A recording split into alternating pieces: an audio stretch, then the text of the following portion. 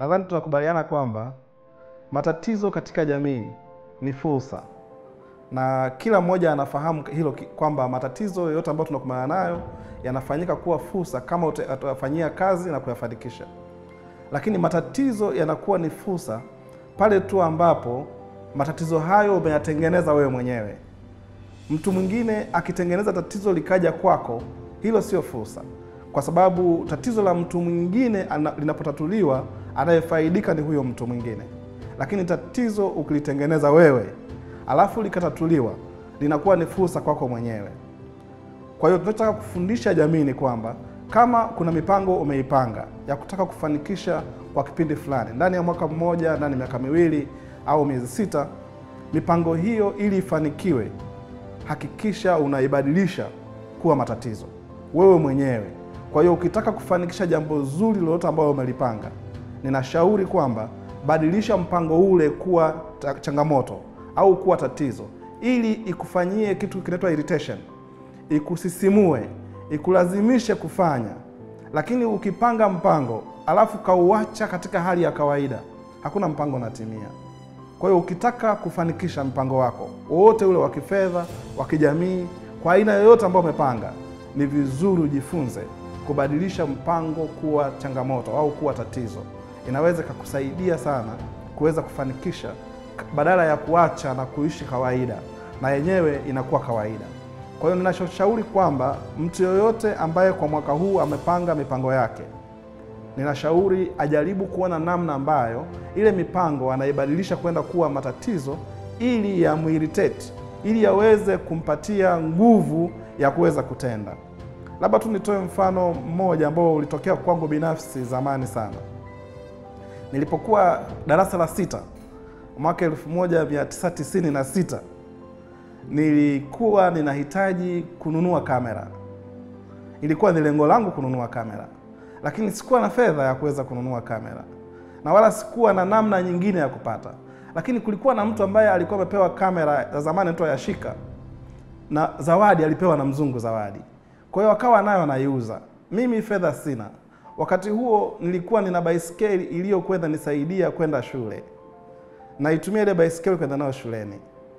Nilichofanya, nikaiuza ile baisikeli, nikaanza kwenda shuleni kwa miguu. Lakini fedha niliyoipata kutoka kwenye kuuza baisikeli ilinisaidia kwenda kununua ile kamera. Na baada ya kuwa nimeipata ile kamera, kwa sababu sasa ninatembea kwa mguu, hilo ndio lilikuwa tatizo langu kubwa. Nilishazoea kwenda shule na baisikeli, nilishazoea kwenda shule ninaendesha baisikeli, na kuna umbali kidogo, sasa natembea kwa mguu. Likawa ni tatizo kubwa sana. Ikanilazimisha sasa kuifanya ile kamera ili iweze kuzalisha kiasi kwamba inunulie baisikeli. Kwa hiyo tatizo nililolitengeneza la kutembea kwa mguu lilinisaidia sana kuifanya kamera yangu kuweza kuwa productive. Nilianza kupiga picha na baadaye nikapata baisikeli na hata zaidi ya baisikeli. Na iliweza kamera ile kunilipia hata school fees zangu za form 1 mpaka form 6 nimesoma kwa kutumia kamera.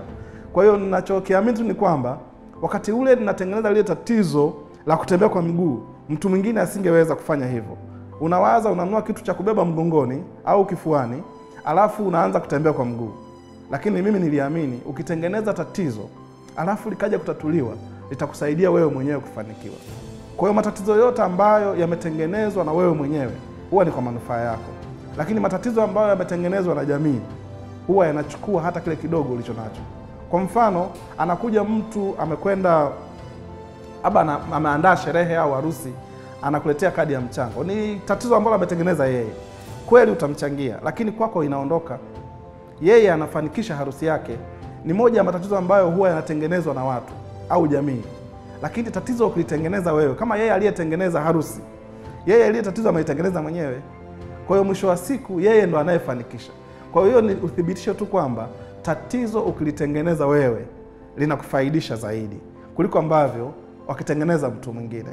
Kwa hiyo mimi ninachokishauri na ninachokiongea na vijana ambao wanasikiliza na mtu yeyote ambaye anasikiliza wakati huu ni kwamba ili ufanikishe mpango ulionao, ninashauri uweze kuubadilisha ule mpango na kuwa tatizo, ili iwe sehemu ya upate irritation, upate msukumo wa nje wa kufanikisha lile jambo.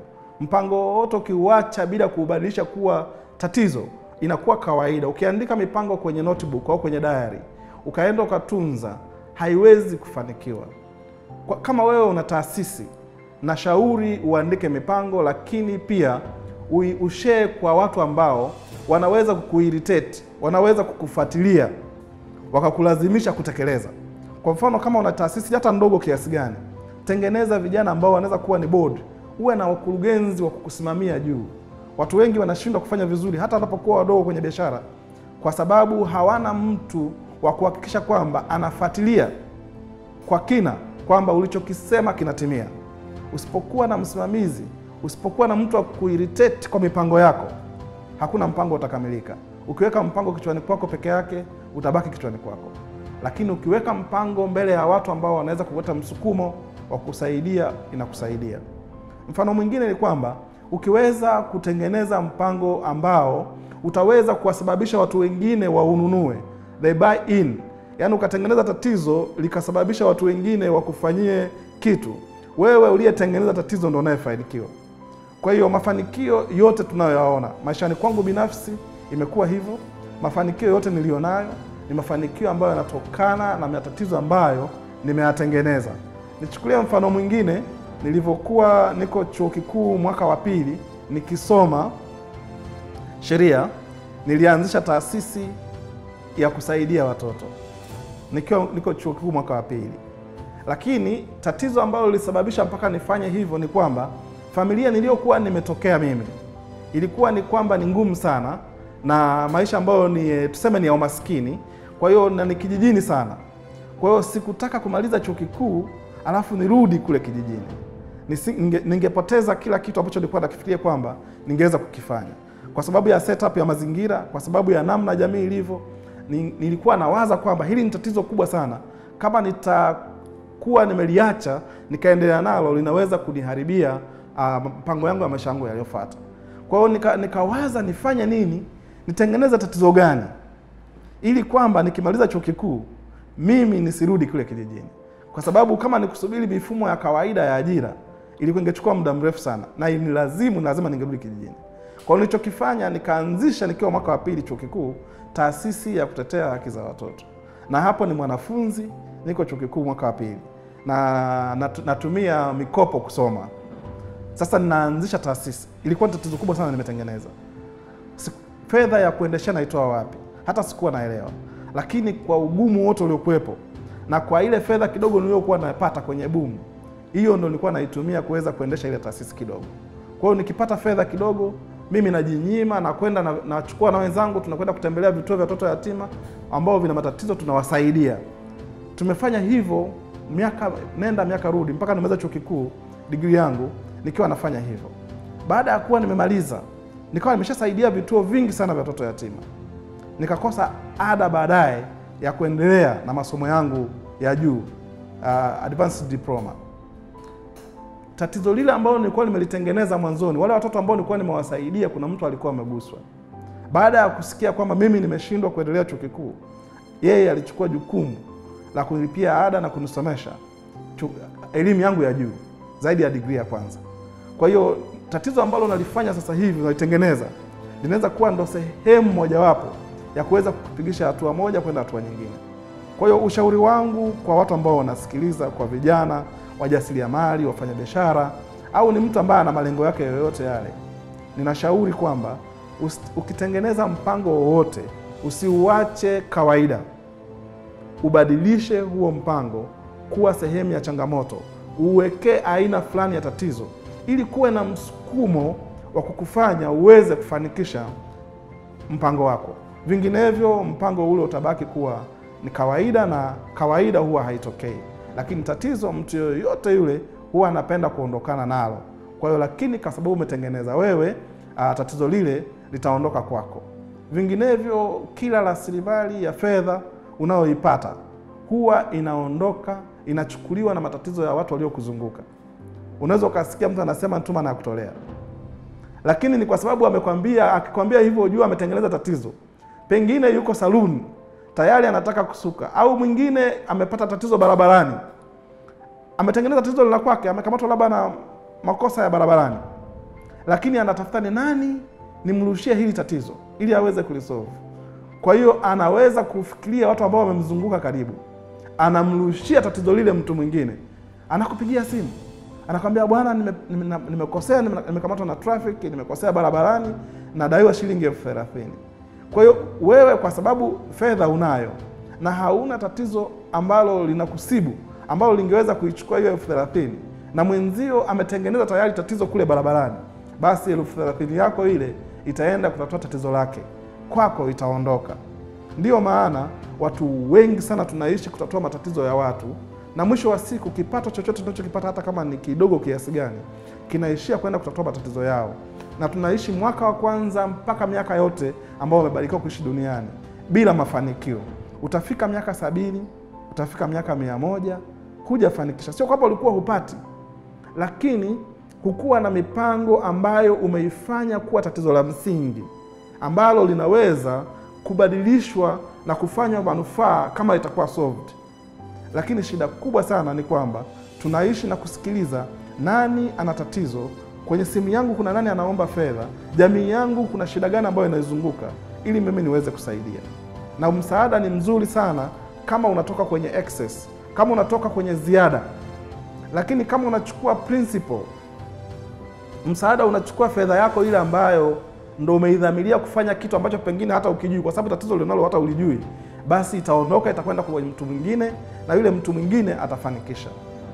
Kwa mimi nashauri kwa vijana, kama tunataka kufanya vizuri, tutengeneze matatizo kwanza ya kwetu wenyewe na tuwe na uwezo wa kuyatatua. Lakini kama hatuwezi, tujaribu kuona namna gani matatizo haya nitawaambukiza wengine. Na kuhakikishia, ukifanya tatizo ambalo linamwambukiza mtu mwingine, alafu yeye akakutumia hiyo fedha kidogo au akakuchangia, wewe ndio utakayefanikiwa. Kwa hiyo mtu yote ambaye amefanikiwa, ukiangalia kwa kina, ni yule mtu ambaye ametengeneza tatizo akaliambukiza kwa wengine. Wale watu wanamsaidia. Mfano mzuri huwa ni watu ambao wanataka kuoa au kuolewa. Wanatengeneza tatizo la kwamba hawana hela ya kuweza kufanikisha harusi yao. Kwa hiyo lile tatizo kishaitengeneza, wanaliambukiza kwa jamii inayowazunguka. Nani wanamfahamu? Nani wa karibu? Tena wanaangalia kwa kiwango. Wewe bwana unatakiwa change 1,000,000. Wewe labda 300,000. Wewe 200,000. Huyu 10,000 kulingana na uwezo wako. Kwa hiyo wanaangalia hata mifuko yenu namna mnavyopata. Hata shilingi 10,000 inaondoka. Mwenye 1,000,000 inaondoka. Mwenye 100,000 inaondoka. Inakwenda kufanikisha mwenye aliyetengeneza tatizo. Wale watu wawili ambao wanataka kuoana wametengeneza tatizo, lakini wanaliambukiza.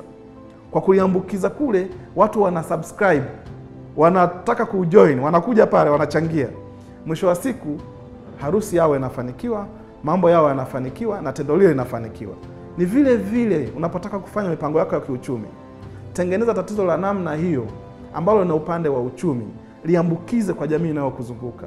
Watu pengine walete mali asili yao au nguvu kazi zao au walete fedha zao, waweze kuchangia lile tatizo liweze kuondoka.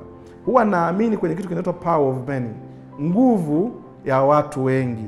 Ndio maana sehemu yoyote yenye mkusanyiko ya watu wengi wenye umoja, wanaokubali kuchangia tatizo moja, huwa wanaweza kulitatua. Kwa hiyo kikubwa ni kwamba kama sisi vijana, kama mtu yeyote ambaye anataka kujisaidia katika maisha yake, anataka kusaidika kunyanyuka kiuchumi, ninamshauri atengeneze tatizo ambalo linaambukiza. Ni tatizo la kwako mwenyewe, likiwaambukiza na wengine wakikuchangia, unafanikiwa. Usipofanya hivyo, ukaacha kutengeneza tatizo ambalo linaambukiza, basi kuna watu wanajua kuyatengeneza matatizo yanayoambukiza. Watayatengeneza, watakuambukiza, kile kidogo ulicho nacho kitaenda kuchangia matatizo yao, na bahati mbaya unakuwa hauhusiki. Kwa hiyo inaondoka moja kwa moja. Hakuna umoja ambao umerasimishwa kati yenu. Kwa hiyo kitu kile kinaondoka moja kwa moja ulichokichanga au ulichokitoa. Kama ni fedha umeitoa, inaondoka moja kwa moja. Na mwisho wa siku utaishi miaka 70 kama nilivyokwisha kusema, au 100 bila kuwa na rasilimali zozote ambazo umezifanikisha au mipango yako haijafanikiwa. Kwa hiyo mimi nashauri vitu vitatu tunapokwenda kumalizia nayoongea. Jitahidi sana utengeneze mpango, na ule mpango uubadilishe kuwa changamoto. Hiyo ni namba moja ya ushauri wangu ambao nautoa. Jitahidi sana ubadilishe mpango ulionao kuwa tatizo, ili ukuirritate kiasi kwamba uweze kufanikisha. Namba 2, huo mpango ambao umeupanga kuwa tatizo, jaribu kuona namna ya kuambukiza kwenye jamii inayokuzunguka, watu wanaokuzunguka wa karibu, ili ushiriki wao katika rasilimali watu, kwa maana ya nguvu kazi au fedha, itasaidia sana kuweza kufanikisha mpango wako. Namba 3, jaribu sana kuangalia maeneo matatizo ambayo yana uwezo wa kupanuka. Unapotengeneza tatizo ukilitengeneza likiwa ni dogo ambalo haliwezi kupanuka, mapato yake yanakuwa ni madogo. Ni vile vile kusema mpango wako unakuwa hauwezi kuscale, hauwezi kukua. Kwa hiyo ukitengeneza mpango ambao ni mdogo na hauwezi kuscale, unapata lakini utapata kidogo. Kwa hiyo ili upate zaidi, jaribu kutengeneza mpango mkubwa, lakini pia tengeneza tatizo ambalo linaambukiza zaidi, ili liweze kuleta watu wengi na uweze kufanikisha unachokifanya. Ni matumaini yangu kwamba umejifunza vitu vya msingi sana ambavyo vinaweza kusaidia kuboresha mipango yako, kuifanya iweze kufanikiwa. Kwa hiyo ili uendelee kutusikiliza, nashauri usubscribe hapo chini na uendelee kutufuatilia katika mitandao yetu ya kijamii kwa taarifa zote tunazozitoa kwa wakati, ili na wewe uweze kuzipata kwa wakati. Asante sana kwa kunisikiliza.